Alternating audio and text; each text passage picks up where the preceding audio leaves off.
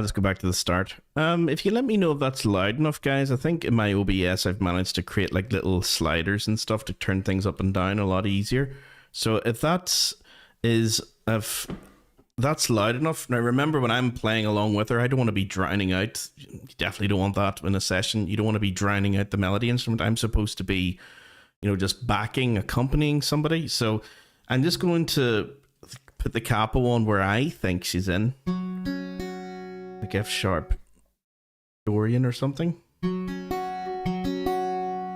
you get, if any of you guys who are watching, oh my goodness, there's a few of you watching. Okay, good, nice stuff. Hi everyone. Usually I don't get that many people watching. This is usually for students just to have a look-see at afterwards. But if you're interested in how the sausage is made, stick around. You're more than welcome as well to comment there, guys. So if this is too loud or too quiet, the Bouzouki, let me know. Fiddle up or Bouzouki down, whatever. See if I can play along with her. Chin up.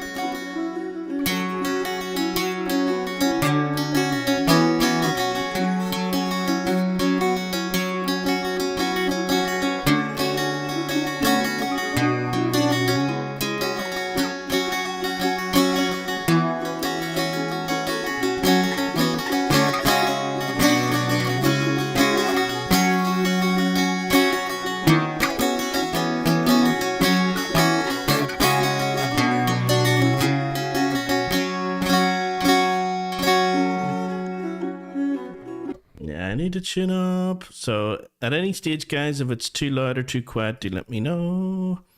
Let me see. I will just bring up the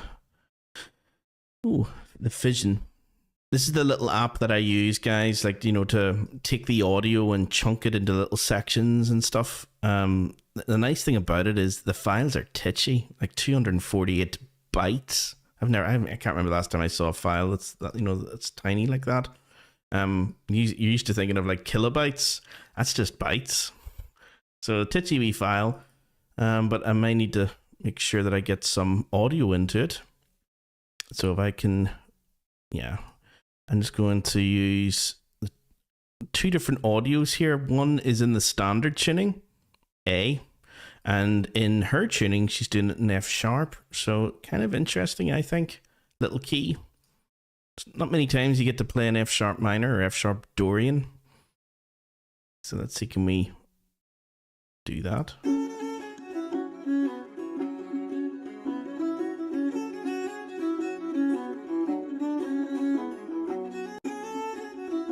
Might just repeat this part. Let's see.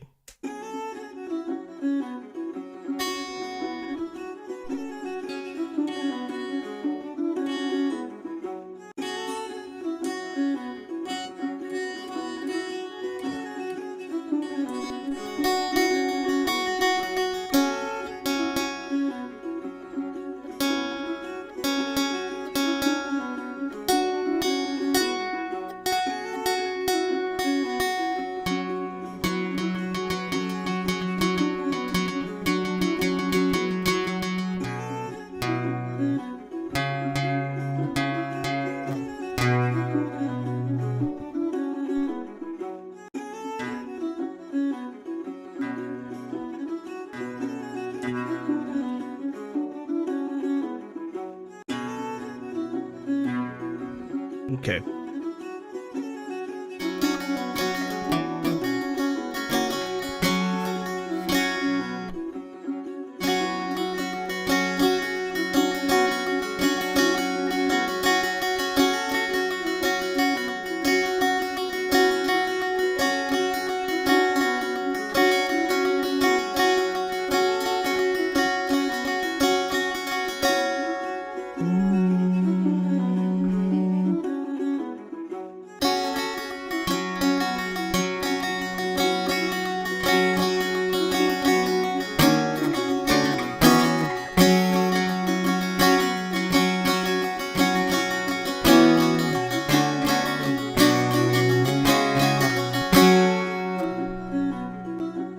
Okay, so the chords that I'm using, even though the tuning's a little bit unusual, that we're on the Capo on 4. Yeah, not sure you guys can see that, but yeah, if you count from, yeah, there's 1, 2, 3, and then on your 4th. So that's where the Capo is going to be for this, so that you get the top 3 courses, your 3rd, 2nd, and 1st course nice and resonant. If you wanted to, you could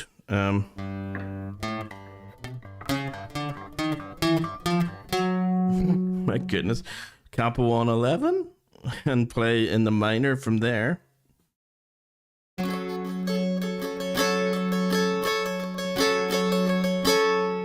If you wanted to.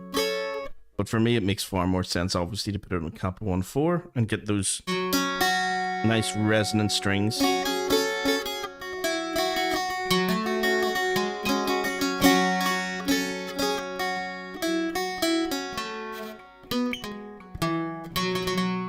Yeah, so it's actually easy to play even the tune itself.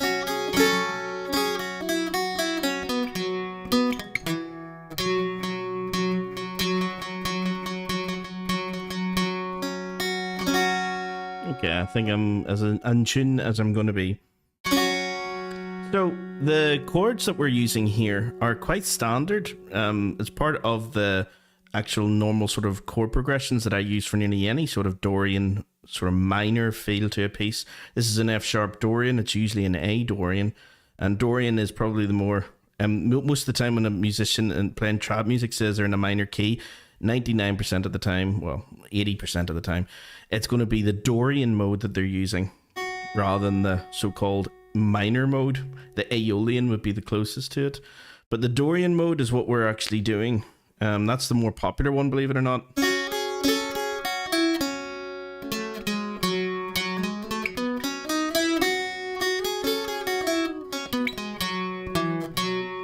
You can usually tell it's got that sort of da-dum, da-da feel going up to it. So if it sounds like a minor key, then you've got that sort of third, flattened third feel.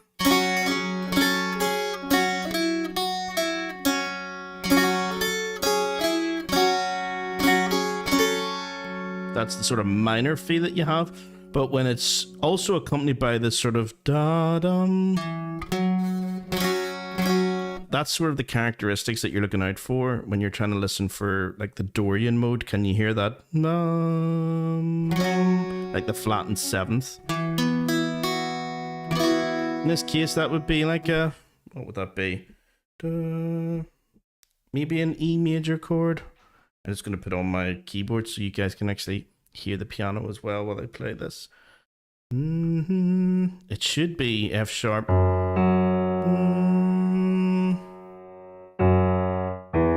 That would be your E. Yeah. So you've got a F sharp minor chord and an E major chord that nearly all the time wants to go up. So that's it on the piano.